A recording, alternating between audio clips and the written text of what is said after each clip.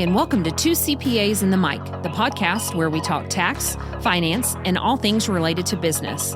Whether you're a business owner, working professional, or someone who wants to start a career in accounting, this is the podcast for you. Hosted by CCK Strategies partners Jeff Frable and Sara, we dive into relevant business and tax matters with working professionals to make these topics less intimidating, relatable, and dare we say fun? Let's get down to business.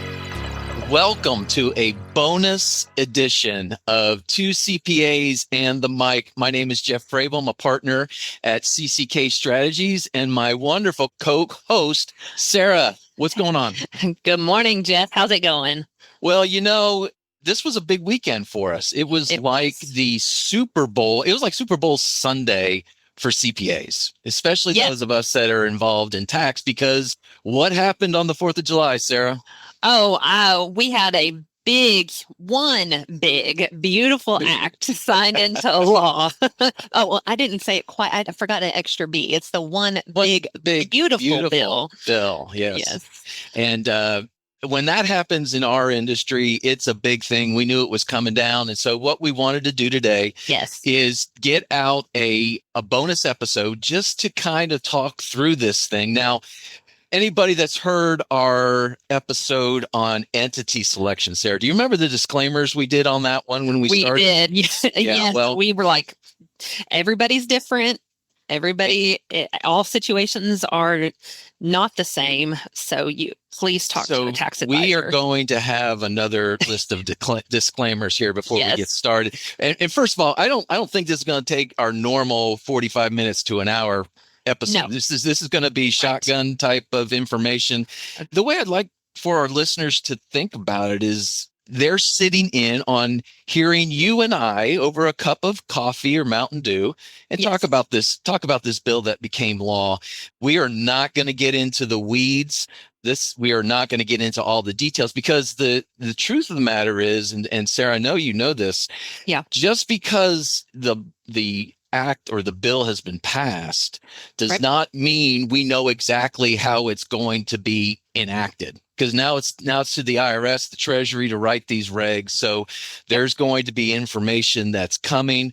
Thank you to the AICPA and Wolters Kluwer for putting out some information that we'll be using as source information for this. So thank you to them.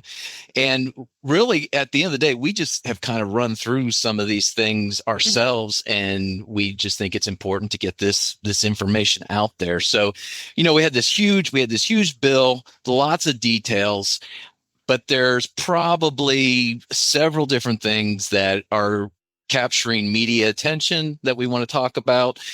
And there are some new things and some changes. So just strap in and listen to the conversation. I think what we're going to do is you're going to kind of hit the individual topics, and then I'm going to hit more of the business topics. But again, just high end. And I know, Sara, you're afraid of having to do some reading on this episode, aren't you?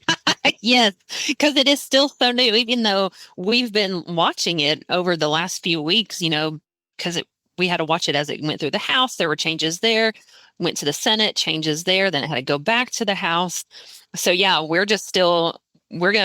and I are going to be doing a lot of reading. We'll try not to make it sound like we're reading, but it will be some. You know what this reminds me of is in the 90s, I was at a concert, and this was a Christian band that had this monumental release back in the 90s. I'm not going to say who they are, but I was at this concert, and it was a very, very, very small venue, and they literally had the music on the stand to read, to play, and to sing the lyrics, because the music was that new. And that's kind of how I look at this, is we are professional musicians looking at this new song, and we are figuring it out. So let's get started. Now, I think before we get started, though, maybe to help with some language, we're going to say some things over and over again. And if we can maybe describe what those are. First thing that comes out is we've got JCTA, which was the tax law that was passed back in 17 and 18 with Trump's first administration. The Tax Cuts and Jobs Act. Yep. Those are the things that are going away or we're going to expire. Mm-hmm. You already mentioned the OBBB. That was the name for this bill. Interestingly enough, did you see it? It got stripped. The name got stripped for some reason. Which is but we're still going to call it this. Yeah. Always and forever. It will be called this. So we've got current law. And then we've got the new bill. So that's kind of the way we're looking at this. We've got different kinds of implementation dates and stuff like that. And maybe the most important thing to say here, Sarah, besides we're not getting into the weeds, is we are not getting political in any way, no. shape, or form. Yes. We are keeping it. There's so many things in this act. We are keeping it strictly tax related. We're not going to get into all the other hype that who's both left and right, who's getting helped, and where the money and the budget going, deficit. All that. We're not doing all of that. We're helping you understand how this impacts your tax situation, whether you're an individual or an entrepreneurial business owner going forward. So again, let's get into it. We're going to, again, hit this rapid fire. We're not going to get into all the details, but let's go, Sarah. So we're going to break it down. There were for the individuals, there were some provisions that were extended from that TCJA Act. And then there's some new individual provisions that came out of the OBBB. OBBB. And then there's some business provisions, and we'll highlight all of those. So let's get started with the extended provisions for individuals.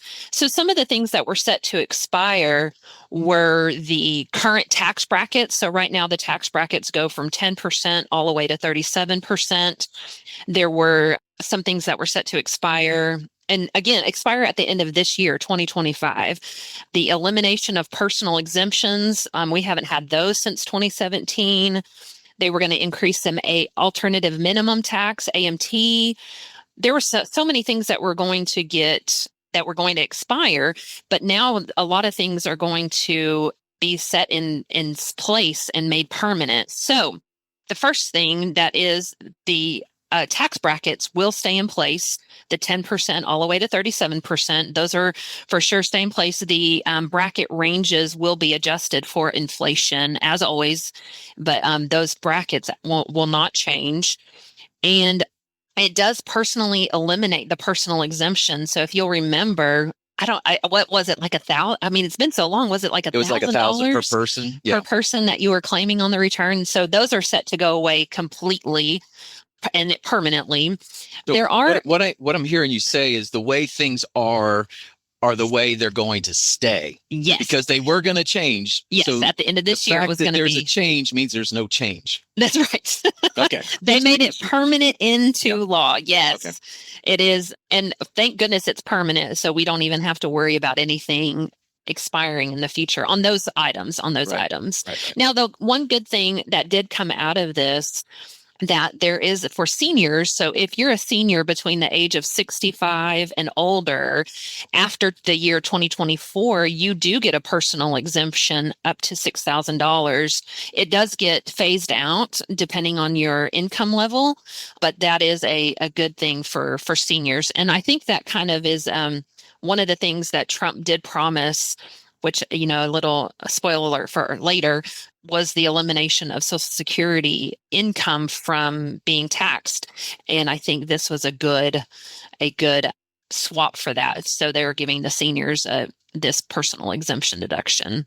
The other thing that was set to expire for at the end of 2025 was the standard deduction. So prior to the TCJA in 2017, the standard deduction was really low, for joint filers, it was like maybe $12,000, $13,000, somewhere around there. And now, we're up in the 30s for married filing joint, $30,000 for a standard deduction. And that is set to be, that's one thing I need to look at, Jeff. Is that permanent?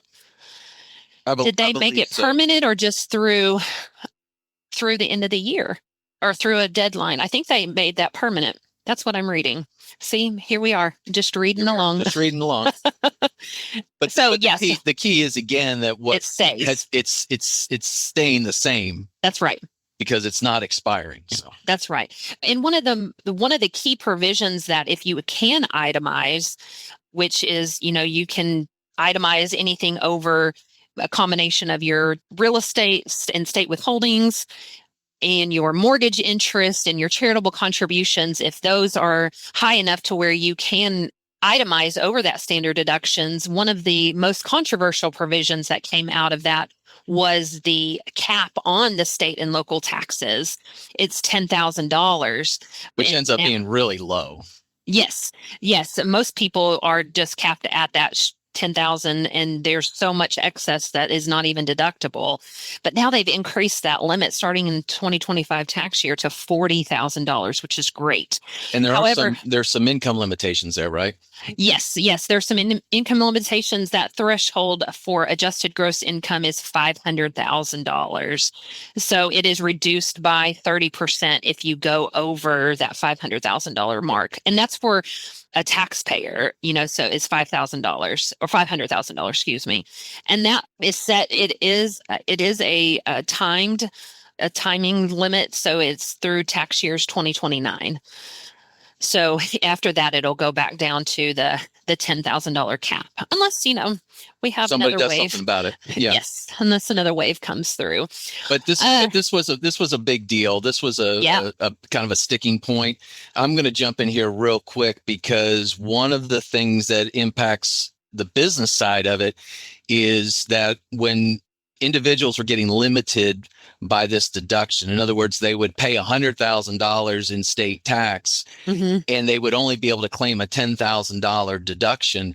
There were a lot of states that implemented a pass-through entity election. Yes. So in other words, the entity could pay the tax and get the full deduction. And there was talk about that going away or having more limitations on that. But the pass-through election for entities has not been addressed, which means it doesn't change. So if you are getting capped with an itemized deduction in this area, you still can use the pass-through election. Generally speaking. And most states have implemented that pass-through election. So while we're not going to get into the weeds for each state, make sure you talk to your tax advisor to see if your state has that pass-through election. All right. And then moving on to the other thing that was set to expire at the end of 2025 was that increase in the child tax credit. It used to be $1,000. I just didn't remember that. That's been so long ago. Low. Yeah, and it was set to go back down to that. It currently is at $2,000. Well, now they have increased that to, or left it at $2,000, but also increased the base to $2,200, which is great. And then they also have changed. There was a piece of that, depending on your income limits. Part of that child tax credit was refundable, and they've changed that and increased that refundable limit to right now it's $1,700 of a refundable credit for 2025. That's per child. And then the other big thing that was set to expire at the end of 2025 was the estate tax basic exclusion, which right now with inflation, it was just under 14 million, 13.99 million in 2025. And it was supposed to go back down to a very, very low limit that was pre-2017. And they have adjusted it to keep that increase of 15 million. That if you die, not to be morbid or anything, but if you die between now and pass away, between now and the end of 2026, that exclusion is 15 million per taxpayer.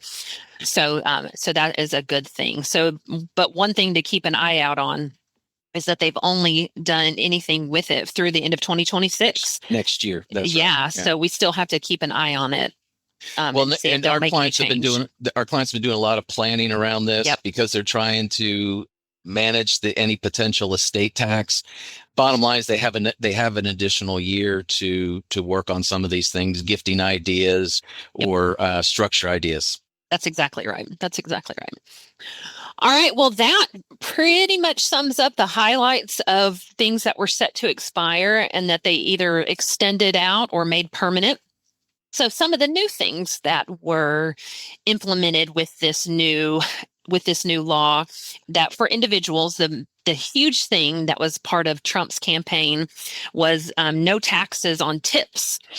So that's a big thing. So you do still have to claim your income on tips, but you get a deduction for those tips. So you'll report your full tips, and then you can take a deduction on that. But the deduction on the cap is at $25,000. Now, Frable, I'm going to say right here, right now, if you're making $25,000 in tips, you're doing pretty good. Yes, you are freaking awesome. So I'm just saying. So $25,000 in tips is pretty good for them to cap, but that is the deduction cap. So the key here again is that it's not that you never pay tax again on tips. It's that there is a threshold of $25,000, so you will not pay tax on the first $25,000 of tips. That's exactly right. That is exactly right. Given certain income thresholds. So, yes, that's and exactly right. If you're making that much overall, it's okay because you've got money in your pocket. But that's right. That's right. In all of these things, and it gets so redundant. There's income thresholds, there's reporting thresholds, and things like. So it's rarely black and white. But right. All right, exactly 25,000 on tips. Yeah, 25,000 on tips. Now, just to kind of bleed a little bit into the business area, there is a employer credit on Social Security tax on these tips. And it used to only be for the food and beverage industry, and now they've expanded it to include the beauty service industry. Right. So that is a good thing to get that employer credit on the Social Security taxes. So if you are in the beauty service industry, please get with your payroll provider, and they can help implement that Could credit be some for changes you. There. Mm-hmm. Yep. The other thing that President Trump was pushing for in his campaign this go around was no tax on overtime. So that has gone into law, so there won't be any tax on overtime. But I will say that the deduction is capped at $12,500 per taxpayer. So if you're married filing joint, that's $25,000 total for any overtime. Now, there are, again, just like with the no tax on tips, there is also a adjusted gross income phase out. If your income is over $150,000 for single or $300,000 for married filing joint filers, that deduction will begin to phase out. And then I failed to mention this on the overtime, or on the tips. So both the no tax on tips and no tax on overtime is for tax years 2025 through the end of 2027. 2028. So those deductions will phase out and sunset at the end of 2028. But the important thing is they're applicable in 2025. And yep. Just like the tips gets limited to 25,000, the overtime is limited to 12,500 per person. That's right. That is exactly right. Okay. All right. Another interesting thing that in my whole entire life, I have never had interest deduction on automobile loans. On automobile, and I just think that's automobile loans. Yeah, I just think that it's a very interesting deduction. However, so they have implemented that. There are some caveats to that, though. Your automobile has to be purchased after 2024.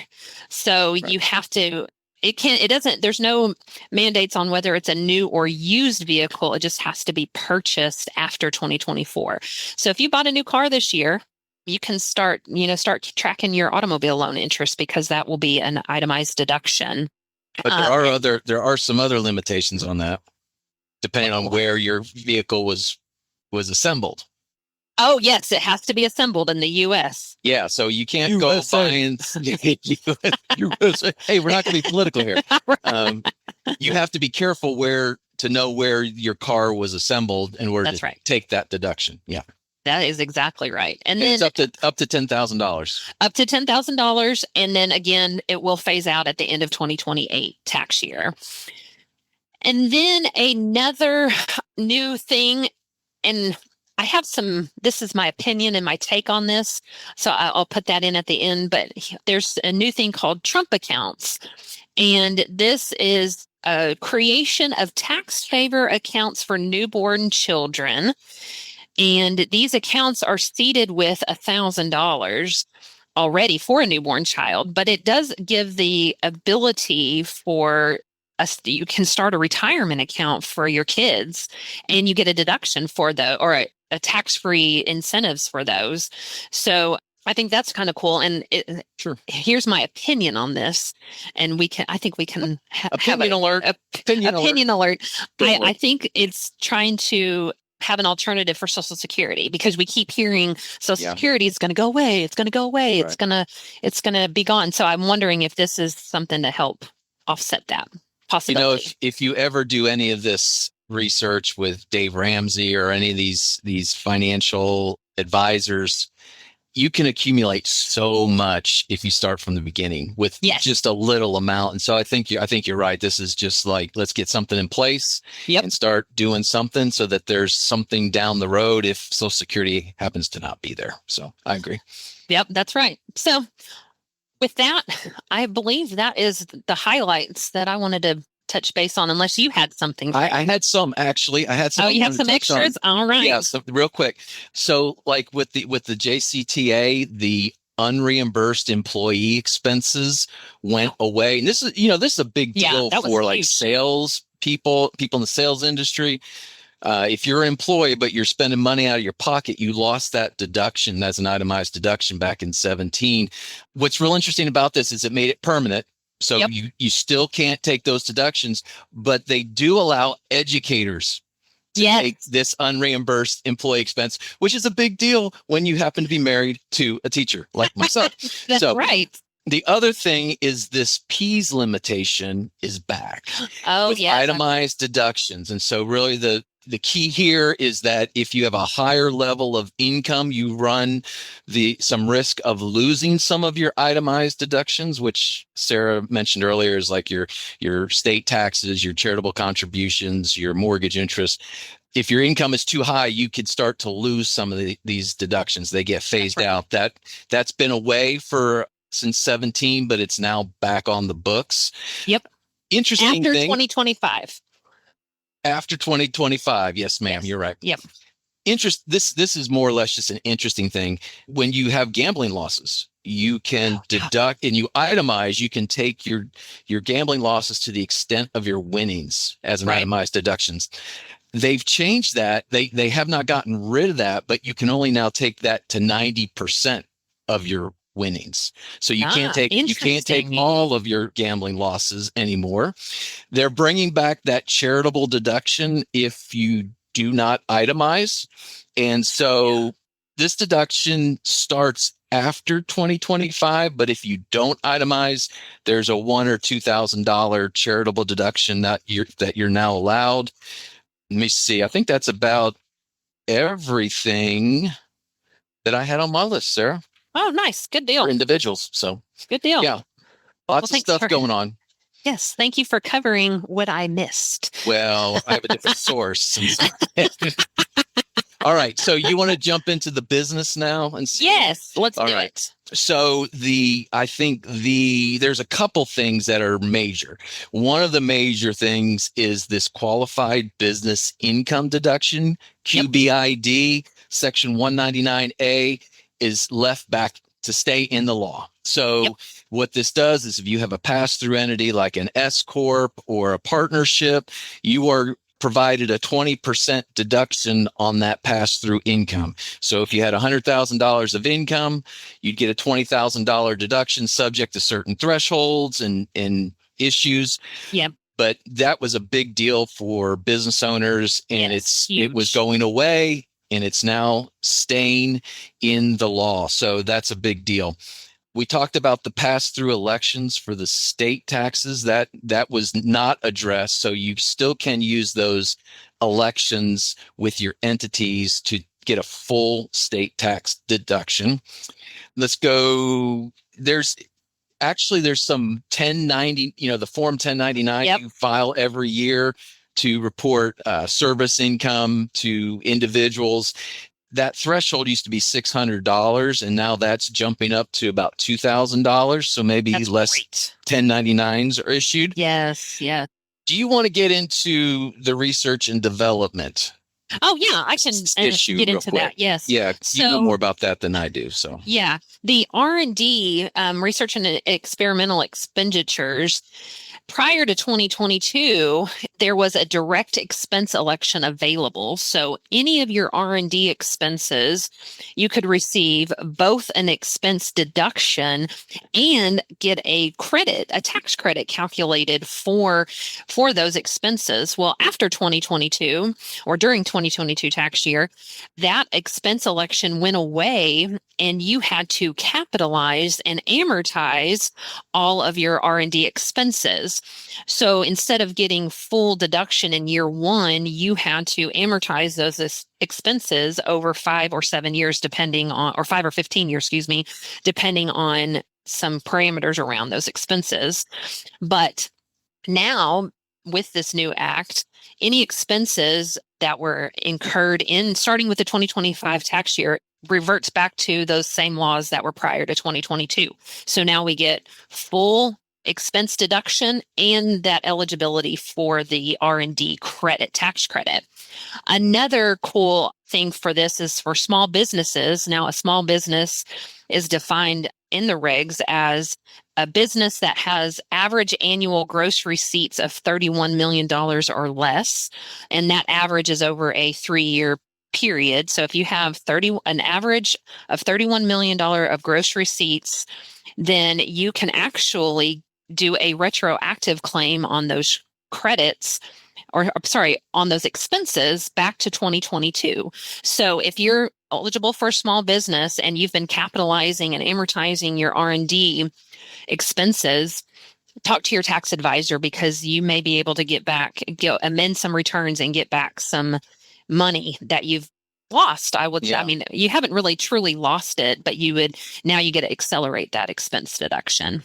Well, this is a key provision in the new tax law. And I think just to take a step back, if you have a business and you're doing any kind of experimental research, making processes better, these are the kind of things that we're talking about. If you're developing a product and making it better, this credit has taken some hits over the last year or two, and now this going back to this other way is a nice development. So if you're doing any of that in your business, you need to get with your tax provider and make sure that you're approaching this credit, because again, and we talk about this all the time, but a credit is a dollar for dollar reduction of your tax. It's not a percentage. So credits are always the bomb. And if you are doing any of this stuff, there's really a lot of opportunity to maybe do an amended return or keep some dollars in your pocket. So absolutely. So that was a big deal. Now, that was one big item. We talked about not the pass-through election, but the qualified business income deduction staying. That's the second big one. Third big one, bonus depreciation. Yes. We love bonus depreciation. So, just a little bit of history. Bonus depreciation came out after 9/11 as a way to really maximize the write-off of some fixed asset purchases in the year they're bought. There's been various revisions, 100%, 50%. Now it's phasing out 20% under the current law. Right. But that has all changed, and it's going back to 100% depreciation. Now, this is the funny thing. It's the date. The date. Okay. So granted, it's 2025, but it's only for assets purchased after January 19th of 2025. So and what day is January 19th? Really? We're not getting political here. No.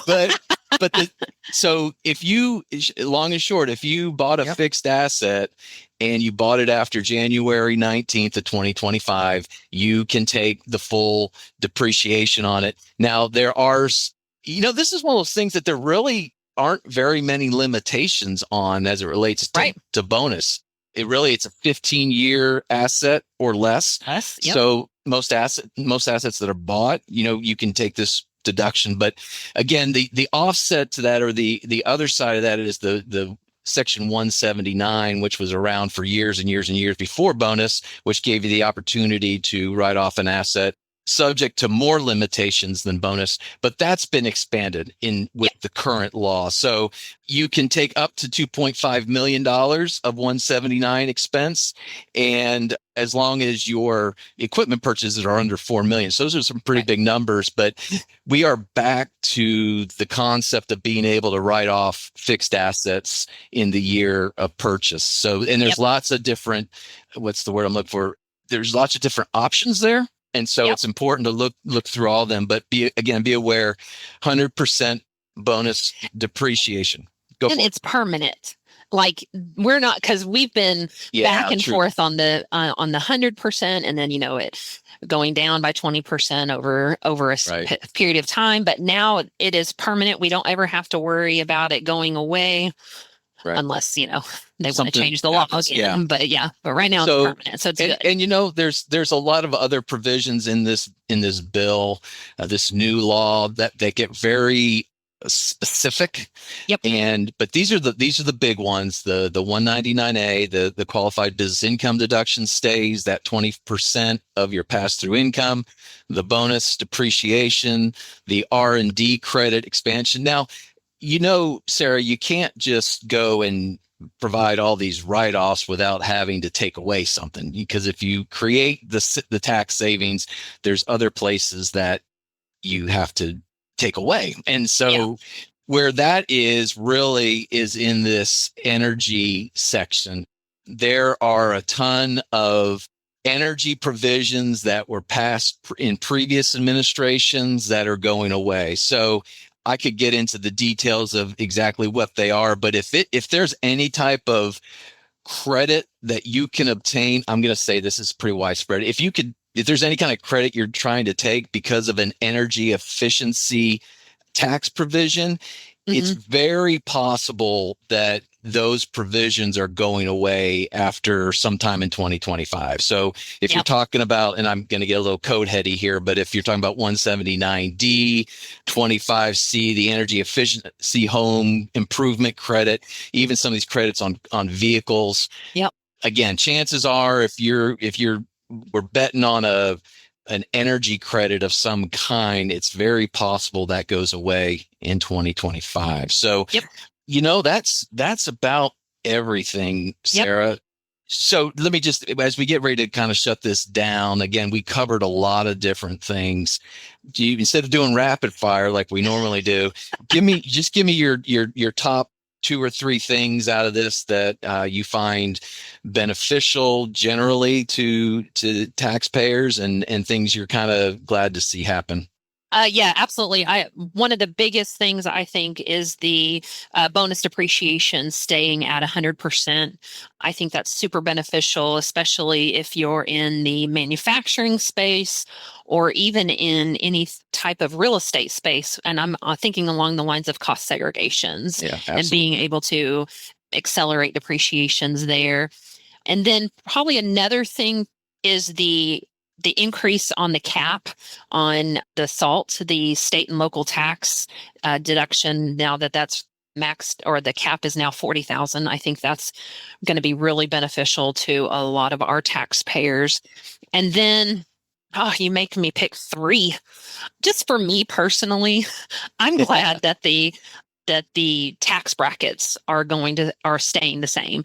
That just makes it easy on people in our space, for what in we're our used profession. to, right? Yes. And we don't have to worry about, by now I pretty much have those brackets almost memorized. Yes. And now that they're not moving, I probably will have them memorized soon. What about you? So I think the concept that a lot of the individual things stayed the same, as far as, like you said, the tax brackets, the standard deductions, and all those things. I think it's kind of nice that they're staying the same. They're staying in the law as opposed to going away. From a business perspective, the bonus depreciation is huge for our client base. The pass-through deduction is, the 199A is huge for that to stay, because one of the things we didn't talk about is that when that works, that effectively brings your high bracket from the 37% down to 30, which is really nice for a business owner. And so, the depreciation, the pass through, the cap on the state taxes going up, I think that's a big deal. I know, again, personally, I'm really glad that, well, actually, I'm upset that all my gambling winnings cannot be written off now. But I'm tracking my wife's expenses now. As a teacher, she has stuff coming out her pocketbook all the time. I mean, wasn't it $250? And see, that's what gets me. It's like the tax savings on $250 deduction is like what, less than $5? Yeah. And why even put it on there? It's the same thing when they did that before, when they did that, the charitable contribution for non-itemized filers. I mean, it was like $500, and it's like, okay, I thank you for that $10 tax savings, but they are increasing that to $2,000 or $3,000 or $1,000 or $2,000. That's right. When that goes into play. But the key to this, as we'll say all the time, is there's so much detail. More is coming out. Please rely and get acquainted with your provider, your tax provider here, because there are not only are things changing or staying the same and changing, but there's these different implementation dates. And so especially if you are an entrepreneurial business owner and you are used to these pass-through deductions, get with your provider, talk to them, see what's changing so that you can make good decisions, strategic decisions throughout the rest of the year. So absolutely. I think we've done what we meant to do. We kind of shotgun all that stuff. And again, get with your provider, talk with them, find out how this impacts you. If you have any questions or thoughts about any of this you want to share with us, you can email us at podcast@cckcpa.com. Let us know what you think. And if you have any questions, we're more than happy to respond and provide some insight. But I'm glad we made it through another Super Bowl Sunday here. We did. Sarah. Yes. It always makes our job interesting. And it's nice that they did it in the fall or the late summer as opposed to like December, right? So right. Well, and you know what we should do next time another big thing like this comes? We need to take bets, because I'll say this, audience listening, Jeff and I were going back and forth all week. Like, is it going to happen? Is it not? And I'm like, I don't think it's going to happen. And Jeff's like, oh, I think it will. We should have bet on it. We should have bet. You would have won. These things are always interesting. They're always controversial. But at the end of the day, we end up with law that impacts our bottom line and our pocketbooks. And it's like I've always said, the word says to pay to Caesar's what Caesar's, but it doesn't say how much. And that's where we come into play. That's right. So our job is to understand this to the greatest extent possible. And we're doing that. Our entire office is going through a process of learning this so that we can help our clients. And it's a big deal, and everybody needs to know about it. So we're glad we could bring this bonus material to our listeners. And again, there's more stuff that's going to be coming out over time, and we'll be talking about that. But thank you for joining us today. We hope it's been beneficial. Leave us a review or a comment and let us know what you think. And again, you can email us at podcast@cckcpa.com. Thanks for spending your time with us. And again, be sure to join us next time when these two CPAs get together to have a chat and you get to find out who's on the mic. The information provided on this podcast is for general informational and educational purposes only and does not constitute accounting, tax, legal, or financial advice. While we strive to provide accurate and up-to-date information, laws and regulations change and individual circumstances vary. Always consult with a qualified CPA or professional advisor before making any financial or business decisions. The views expressed by the hosts and guests are their own and do not necessarily reflect the opinions of any organizations they are affiliated with. Listening to this podcast does not create a client-accountant relationship. By listening to this podcast, you acknowledge and agree to those terms. And that's a wrap for this episode of Two CPAs and the Mic. If you found today's episode helpful, please subscribe, share, and leave us a review. Have questions or ideas for a topic? Reach out. We'd love to hear from you. Email us at podcast@cckcpa.com.